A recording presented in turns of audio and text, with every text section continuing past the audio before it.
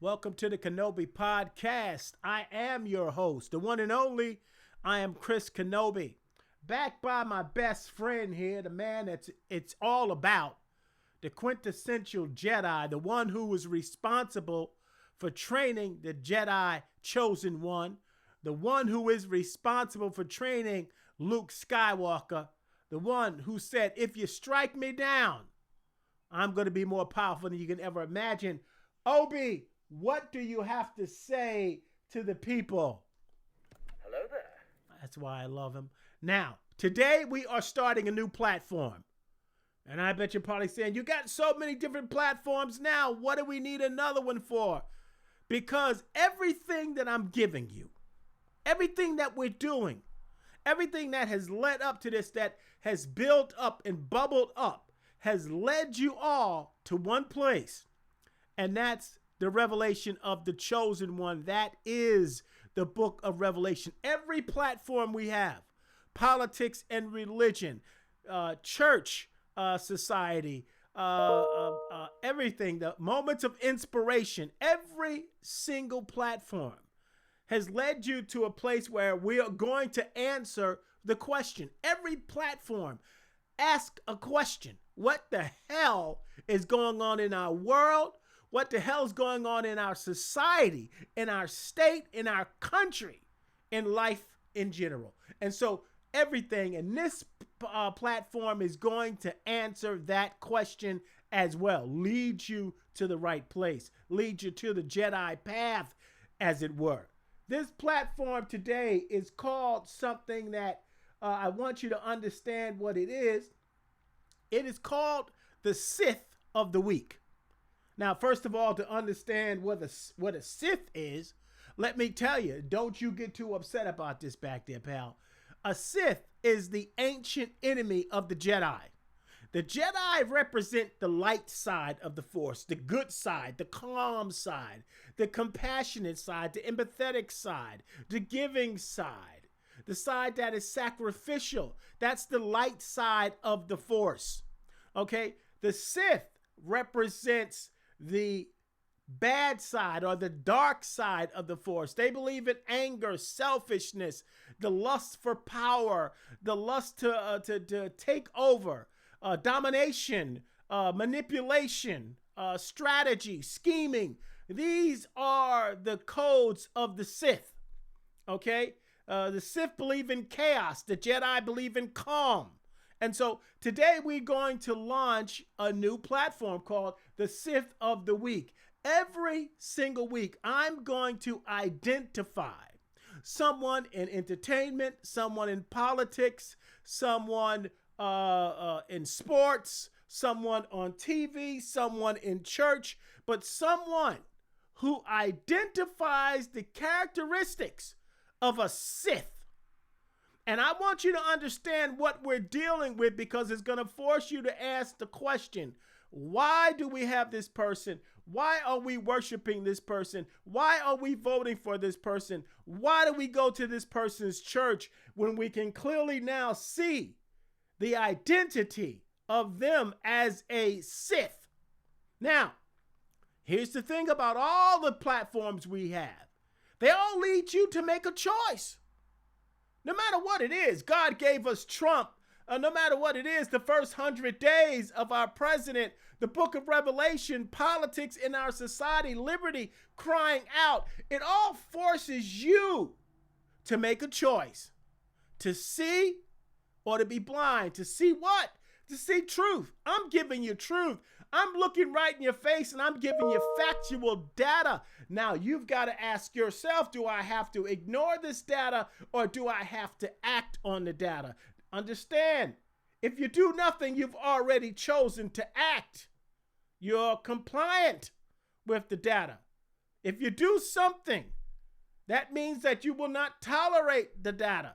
So it's all your choice, but I'm presenting you with that choice. And every week we're going to identify a Sith Lord. We're going to look at a Sith Lord. The Sith of the week. Let's discuss a little bit more about the dark side of the Sith.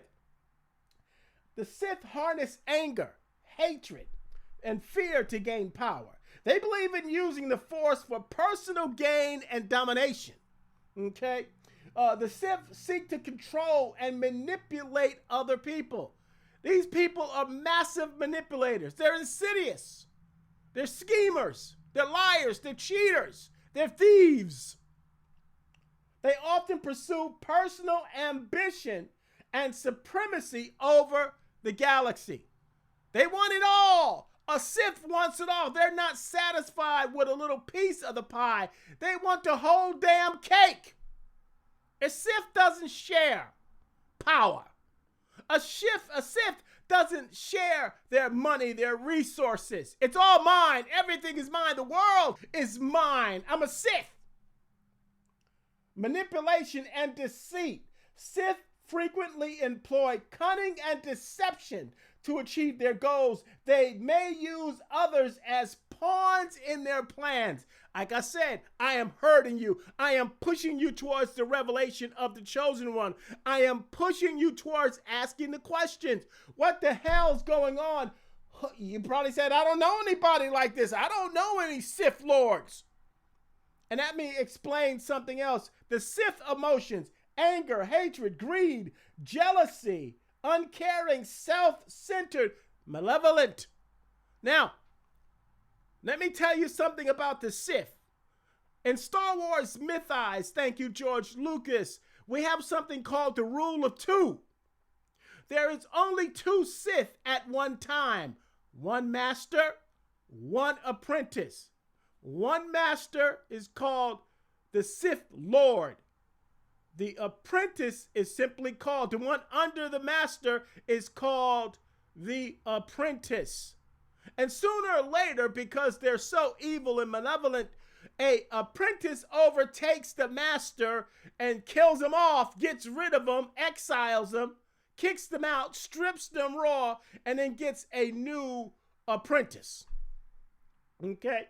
So that's what we're dealing with here. And now, I'm going to tell you, probably say, now, you may think now, looking at some of these characteristics, you may know a Sith Lord or two. You may know somebody that could be a Sith apprentice. Now, Sith Lord, they're the ones that's calling the shots. They're the ones that's pulling the strings. The rest of us are just puppets on their string. And in Star Wars mythos, the whole galaxy was ruled by a Sith Lord called Darth Sidious. Under him, we have the Sith apprentice, Darth Vader, who was Anakin Skywalker. Now, let me tell you something about a Sith. Siths don't start out evil. No Sith wakes up in the morning and say, hey, today I'm going to be a Sith Lord. You don't just start like that. No, what happens is a Sith starts out as a nice person, a caring person, a good person, someone that generally wants the best out of life and the best for everybody else. They can be young. They can have dreams and ambitions. And slowly but surely, this Sith master uses cunning and deceit to warp and manipulate their view on the world. And somehow this Sith master starts to change that person's character from someone that was being so helpful and caring to someone now that looks at the world as takers, and someone that must take too, that looks at the world through a red lens instead of a lens that says everybody's the same. We have to be fair to people and treat people right. No, this master continues to manipulate and break down the moral conscience of this person until finally this person decides at a crucial point in their life, at an inflection point, the person decides either I'm going to stand up for righteousness or I'm going to take the short route to get everything I've dreamed about and everything I want.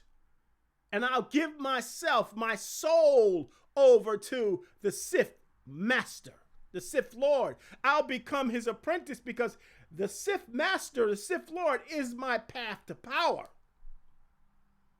And so that's what happened to Anakin Skywalker. Anakin Skywalker was a good man. Anakin Skywalker was a Jedi Knight. Anakin Skywalker cared about the galaxy. He cared about the Republic. But over time, the Sith Lord, and again, The Sith Lord and the Sith Master doesn't come out, knock on the door and say, hey, I'm a Sith Lord. No, a Sith Lord looks like anybody else, a normal person. They could be your mailman. They could be a politician. They could be your next door neighbor. They could be your pastor. They could be your preacher. They could be your banker. They could be your president. It doesn't matter. They look normal and they seem like good people, but sooner or later, you'll start to see the sinister plot behind their mind and their actions and even their smile. You'll start to see that there's something going on behind this smile, even though you're a nice guy. And so Anakin Skywalker was corrupted by the Chancellor of the Republic, Chief Palpatine, who was this nice little skinny guy. You would thought he was Anakin's father or grandfather. And since Anakin's childhood, he slowly took his time to corrupt Anakin, to change Anakin's worldview, to change Anakin's thoughts, to put seeds of doubt and distrust in Anakin's mind and heart about those closest to him. Closest person in the world to Anakin Skywalker was my best friend here, Obi-Wan Kenobi. Obi loved Anakin, raised him like a father and a brother, trained him, taught him everything he knows. But Palpatine started to twist that brotherhood and break them apart, where Anakin only thought it was him against the world, him and Palpatine.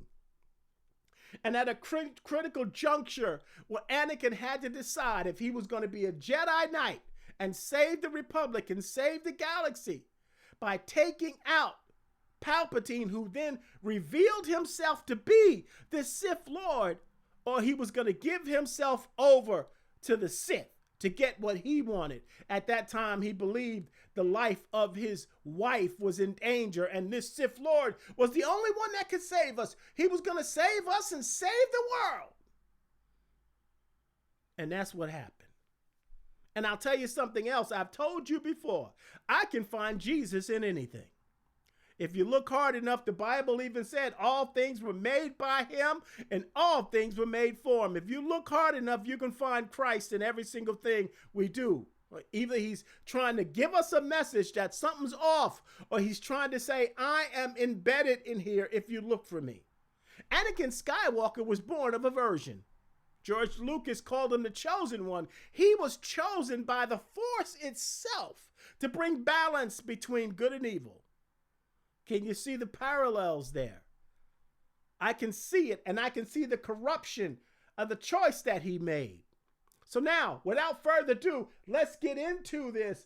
Let's talk about what I want to talk about. So today, I'm going to reveal to you my first Sith of the week. This is a man that started out as a good man. This is a man that I personally believed in.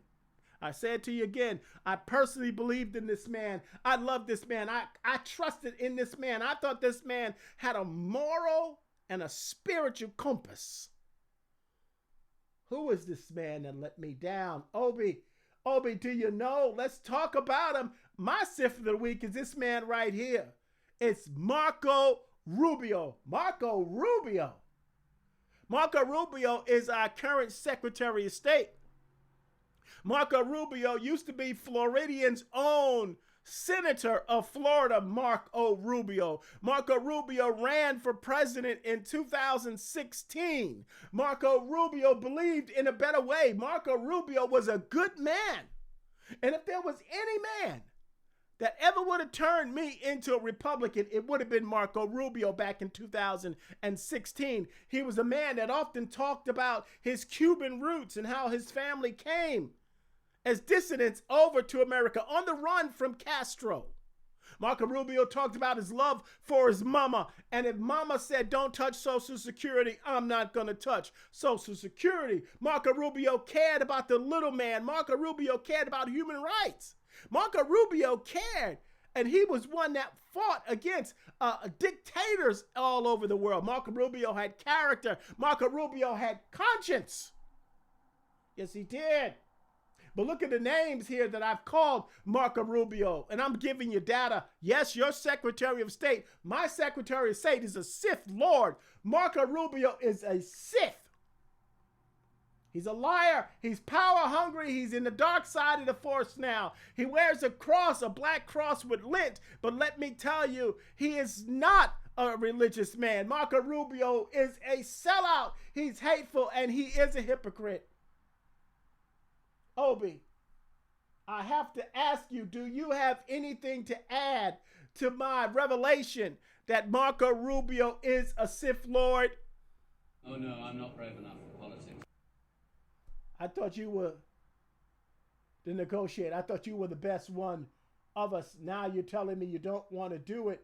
I'll do it for us then. Let me show you people about Marco Rubio. Marco Rubio was the man that cared about people before. Here was Marco Rubio. Look at this clip. If he builds the wall the way he built Trump Towers, he'll be using illegal immigrant labor to do it. The second... So cute. Such a cute soundbite. But here's the guy that buys a house for $179,000. He sells it to a lobbyist who's probably here for $380,000, and then legislation is passed. Well, you tell me about this guy. This is what we're going to have. Here's This the guy president. that inherited $200 million. If he hadn't inherited $200 million, you know where Donald Trump would be right now? Selling watches in Manhattan. I have to say. Now, did you just see that? That was him, Marco Rubio, my champion, facing off against then candidate Donald Trump for the first presidential election. Marco Rubio cared. Marco Rubio wasn't sitting there and taking this. Marco Rubio was bringing it to Donald Trump. He was identifying who Donald Trump was. Watch this. I bet you all know. You all have friends. You all have friends that are thinking about voting for Donald Trump. Friends, do not let friends vote for con artists. Did you hear that? Marco Rubio called Donald Trump a con artist. Marco Rubio was fighting against Donald Trump. Marco Rubio said we can't let him in to our Republican Party. Now, Marco Rubio lost that election. And then at that point, something happened. That loss did something to Marco Rubio. The good guy became a bitter man because he felt like, how in the heck could the citizens of this country nominate this man for president when everybody knows he's a con artist, he's a liar, he's a cheat, he's evil? Marco Rubio became bitter about life. He became bitter about serving. He became bitter about who he was as a man. And Marco Rubio still, again, this is what happens when we face a loss. The dark side of the force comes in, and it makes us bitter, and it makes us angry, and fear leads to anger. Anger leads to hate. Hate leads to suffering. And that's what happened to Marco Rubio. He became a bitter man. Now watch this now. Slowly you can see the change, but I'm still going to prop him up. At that point, Marco Rubio was still a senator of Florida, and Rex Tillerson was the person that Donald Trump, then President-elect Trump, nominated to be the Secretary of State. Rex Tillerson had to come before the Senate and go through the process, okay, the vetting process, and he came up against a young Marco Rubio who had just lost the election, but a Marco Rubio that still cared for people. Now, I want you to think about what's happening here. I want you to think about Marco Rubio talking to Rex Tillerson about the world. Let me ask you this question. Is Vladimir Putin a war criminal? I would not use that term. Well, let me describe the situation in Aleppo, and perhaps that will help you reach that conclusion. In Aleppo, Mr. Putin has directed his military to conduct a devastating campaign. He's targeted schools, markets, not just assisted the Syrians in doing it. His military has targeted schools and markets and other civilian infrastructure. It's resulted in the death of thousands of civilians. This is not the first time Mr. Putin is involved in campaigns of this kind. Back when he was just appointed prime minister before he was elected, and I'm sure you're aware of that period of time, there was a series of bombings, and they blamed it on the Chechens. And Mr. Putin personally said that he would punish them, and so he ordered the Air Force to bomb the Chechen capital of Grozny. They used Scud missiles to hit hospitals, the city's main outdoor market, packed with shoppers. 137 people died instantly. They used thermobaric and fuel air explosive bombs. These are the bombs that ignite, and they burn the air breathed in by people who are hiding in basements. They used cluster munitions. He used battlefield weapons against civilians. And when it was all said and done, an estimated 300,000 civilians were killed, and the city was completely destroyed. By the way, there's credible body of reporting, open source and other, that this was all those bombings were part of a black flag operation on the part of the FSB. And if you want to know the motivation, here's what it is. Putin's approval ratings before the attacks against the Chechens was at 31%. By mid-August of that year, it was at 78% in just 3 months. So based on all this information and what's publicly in the record about what's happened in Aleppo and the Russian military, you are still not prepared to say that Vladimir Putin and his military have violated the rules of war and have conducted war crimes in Aleppo. Now, those are very, very serious charges to make, and I would want to have much more information before reaching a conclusion. I understand there is a body of record in the public domain. I'm sure there's a body of record in the classified domain, and I think in order to deal with a serious question like this, Tillerson, what's happening in Aleppo is in the public domain. The videos and the pictures are there. Fully informed before advising the president. Well, I encourage you. There's so much of it. There is so much information out there about what's happened in Aleppo, leaving the Chechen issue aside. What happened there is clearly documented as well. There's so much information out there. It should not be hard to say that Vladimir Putin's military has conducted war crimes in Aleppo, because it is never acceptable, you would agree, for a military to specifically target civilians, which is what's happened there through the Russian military. And, I find it discouraging, your inability to cite that, which I think is globally accepted. I want to, in my last minute and a half. Did you see this? Now, let me explain that to you. Marco Rubio basically is asking Rex Tillerson, elect Secretary of State, is Vladimir Putin a war criminal? Now, basically, the War Crimes Act is if you attack civilians, you have committed an international war crime. You are a criminal. You should be arrested in any country you go to and put up for trial. Now, you heard what all the stuff Putin invaded this country. 300,000 people he's killed using these bombs and stuff that's done on the battlefield to kill soldiers. Marco brought it out, and he told Tillerson, I'm disappointed in you. But Tillerson danced to them, dance. Tillerson, at the beginning, he was starting to turn into a Sith Lord. But we know what happened to Tillerson. He got fired. Now, let's see. Rubio's sitting there, and he's saying, I'm disappointed in you. Why can't you answer a basic question? I'm asking you a basic question. I'm just asking you to please tell me if this guy's a war criminal. But that's not done yet. You saw Rubio. I'm voting for Rubio. He looked strong. He cared about all of this stuff. Now watch this. Watch this clip.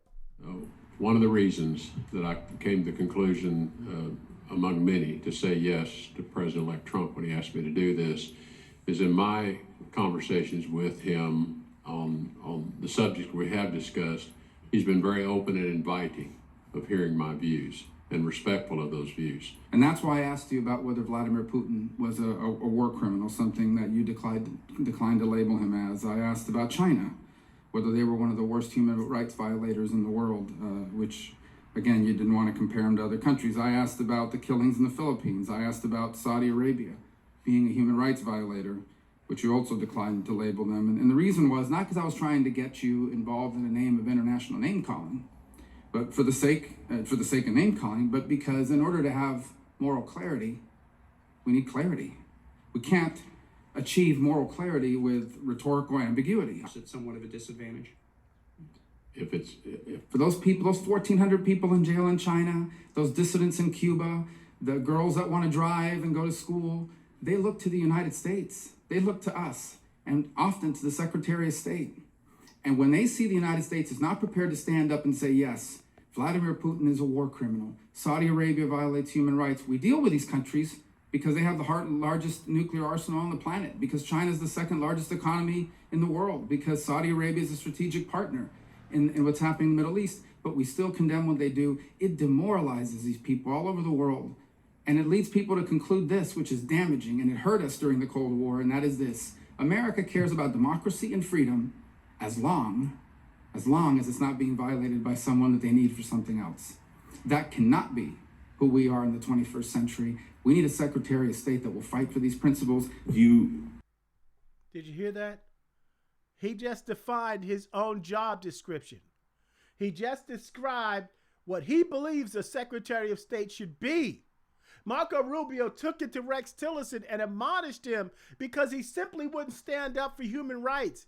He was talking about those girls in those Muslim countries that if they want to drive, they're whipped and scourged. Marco was fighting for them. And he's saying that if we have a Secretary of State that doesn't do that, these people all over the world that look to us, and the Secretary of State is their point of contact to the president, these people are demoralized. You Ukrainians are demoralized because of what Russia has done to them.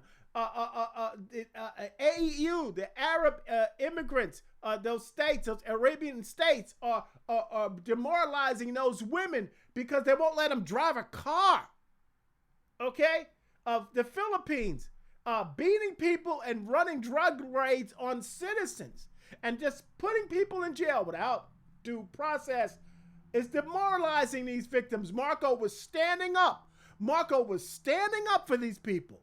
So now I want you to see this. At this point, he was trying to still be our Marco Rubio, but if you look closely, you can see he wasn't a happy man. You can see his eyes became darker. There was starting to be a shift in his mood. That's the beginning of transition from a person into a Sith. And now I'm going to reveal the moment that Marco Rubio changed. Marco Rubio realized that at some point he had to be in the game to win the game. Marco Rubio said, forget it. I'm tired of being Mr. Nice Guy. I'm going to be Mr. Bad Guy. Marco Rubio said, you know what? I'm going to join the MAGA movement. I'm going to team up with President Trump. I'm going to say whatever he says is good and whatever everybody else says is bad. Marco Rubio gave himself over. Marco Rubio sold his soul. Marco Rubio became what he needed to become because you know why? Marco Rubio was irrelevant in Florida. He needed to get back in the game. He's a young man. He can run again for president. And in Marco Rubio's mind, his wheels are turning. If I can get and hitch a latch onto Donald Trump's star, I can get back in the game again. I can run. If Marco Rubio saying to himself, Donald Trump can't run a third time, that means that if I'm in the game, and if I play this right for 4 years, people will look up to me as the new Mega Man, as the heir apparent, as the Sith apprentice who will now become the Sith Lord and the master. Yes, Marco Rubio did do that. And I'll tell you something. There was just a news interview with President Donald Trump. I think it was from MSNBC. And the woman asked him, Mr. President, we know you can't run again. Who would you pick as your successors? And our president picked apprentice Marco Rubio or J.D. Vance. But I said he picked Marco Rubio first because he said J.D. Vance wasn't ready. But he said Marco Rubio first before J.D. Vance. Marco Rubio's in the right place at the right time now to aspire to be a Sith Lord. But he gave himself over, and I'm going to prove it to you. Like I said, I'm giving you facts. I'm giving you receipts. Now, you've got to choose if Marco Rubio is a Sith.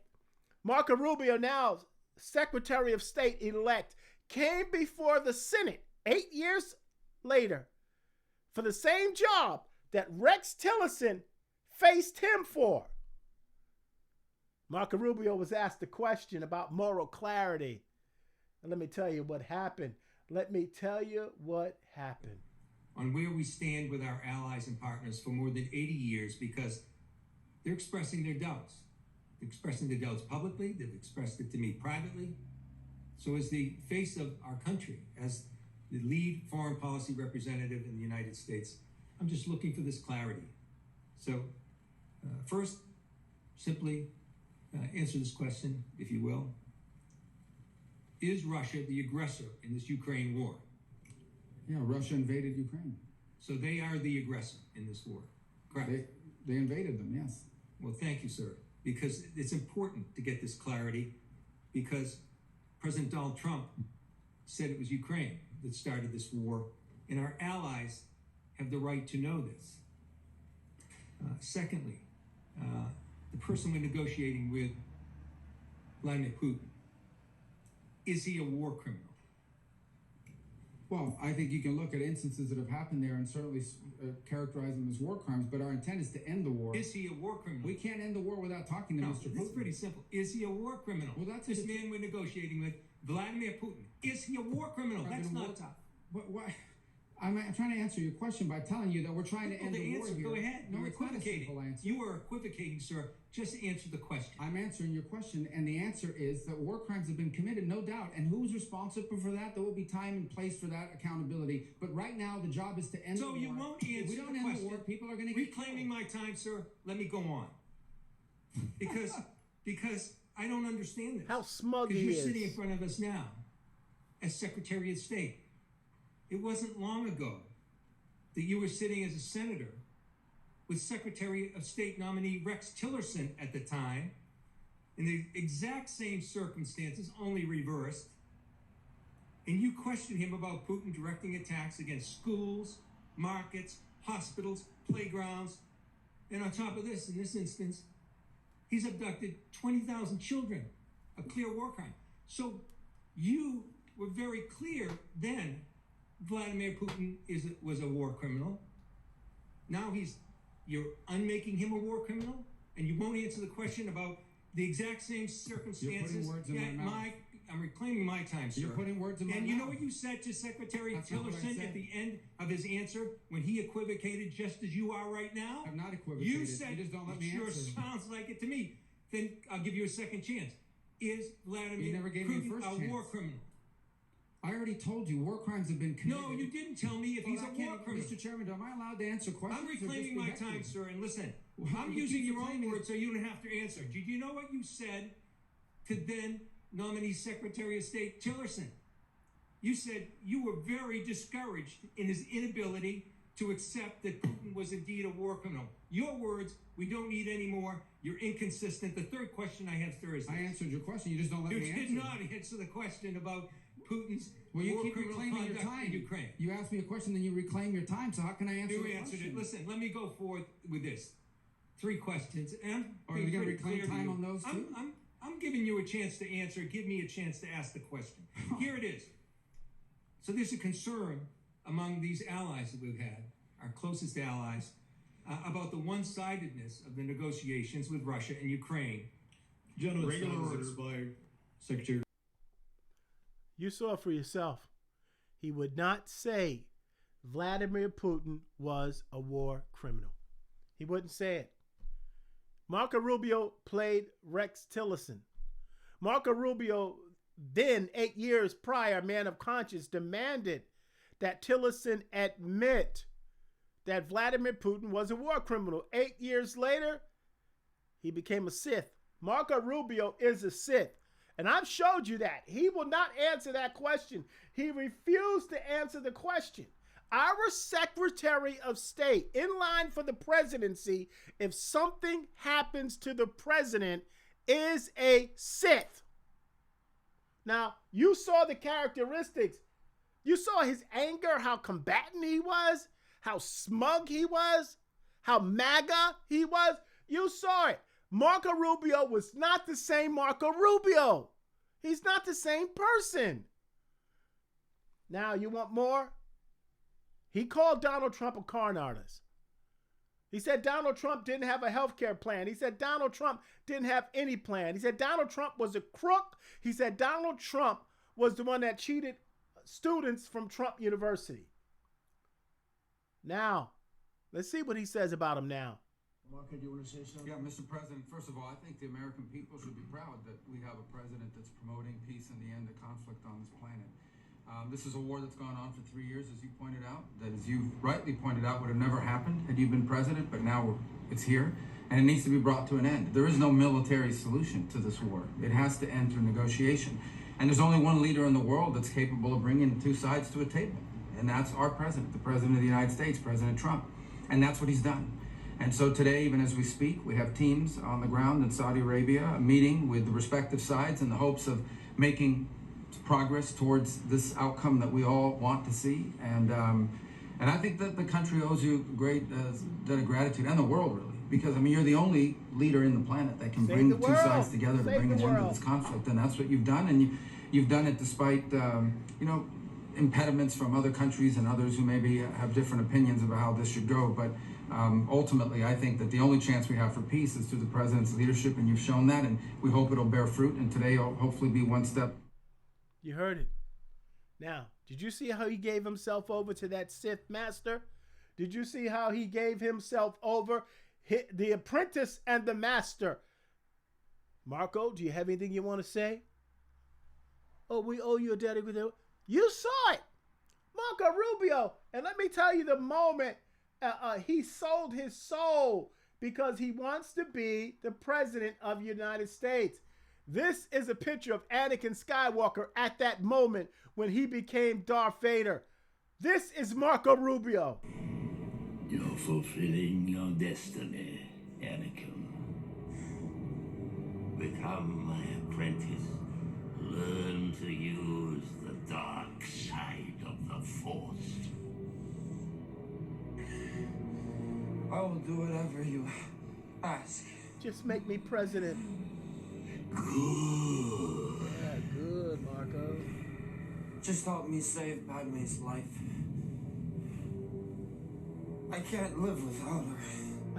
I want to be president, please. To cheat death is a power only one has achieved. But if we work together, make America great again, Marco. Look how he got on his knees. Get on your knees, Marco. I pledge myself. Yes. To your teachings. Yes. Yes.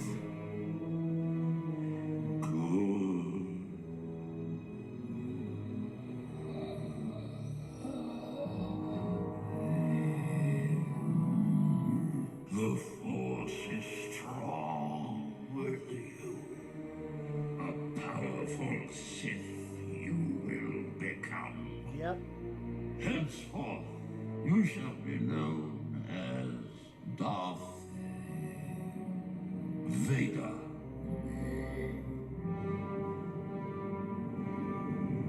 Thank you, my master. You saw it yourself. He's a Sith apprentice now. He's giving himself over to it. You want to see it again? Marco, do you want to say something? Yeah, Mr. President, first of all, I think the American people should be proud that we have a president that's promoting peace and the end of conflict on this planet. This is a war that's gone on for 3 years, as you pointed out, that, as you rightly pointed out, would have never happened had you been president, but now it's here, and it needs to be brought to an end. There is no military solution to this war. It has to end through negotiation. And there's only one leader in the world that's capable of bringing two sides to a table, and that's our president, the president of the United States, President Trump. And that's what he's done. And so today, even as we speak, we have teams on the ground in Saudi Arabia meeting with the respective sides in the hopes of making progress towards this outcome that we all want to see. And I think that the country owes you a great debt of gratitude, and the world, really. Because, I mean, you're the only leader in the planet that can bring the two sides together to bring an end to this. He's the only one that can save the world, Marco. Marco said it himself. He's the only one that can do this. This time I had two things to do. Run the country and survive. Save the world. All these crooked That's guys, what he can do. The only person that can save the world. Because, you know, the world. That's I'm trying to save. Marco Rubio is now a Sith. I now have to do it. I, as a Jedi of the Jedi Order, being trained by General Kenobi here, I would like to scream out to Marco, but it won't help. Marco Rubio has turned himself over. Obi couldn't save Anakin. I now deem him Darth Marco. Oh, Marco, The force is strong in you. A MAGA president you will become. Yes. At what cost, Marco? What profit a man, Marco, if he gains the whole world and forfeits his own soul? What will it get you, Marco? The powerful cheer? The resolute desk? What will it get you, Marco? All the power and prestige you've always dreamed about from your humble Cuban beginnings, as you allow your Cuban people and Mexicans and all these people to be rounded up by ICE and thrown in the trash, sent to prisons all over the world. Marco, will it cost you something? Yes, it will. Way, I will call you that. You are Darth Marco. He's our Sith of the Week, people. Thank you for joining me. You'll get another one next week. Now, you have the choice. You've got to decide what kind of political structure we have right now. You've got to start asking yourself some questions, like I said. What the hell's causing all this? That's what you've got to ask yourself. You've got to ask yourself, how can this man been voted into politics? And now you must realize, as I told you, one master, one apprentice. Only two. Who is his master? Who did Marco bend down to and say, I pledge myself to your teachings, to the MAGA movement? You know it's true, but it's up to you. I'm only here to give you the truth. I'm only here to tell you what to do. Obi, what do you have to say about it? Sith Lords are our specialty. That's right. It's our speciality. We can see them. We can know them. We can do it. And Marco only cares about one thing. Obi, what's your rules on the Sith? Only a Sith deals in absolutes. That's right. Only a Sith deals in absolutes. It's all about Marco. Marco doesn't see black and white. Marco sees Marco. His path to power is his master. And he said, the world, you're here for the world, to save the world.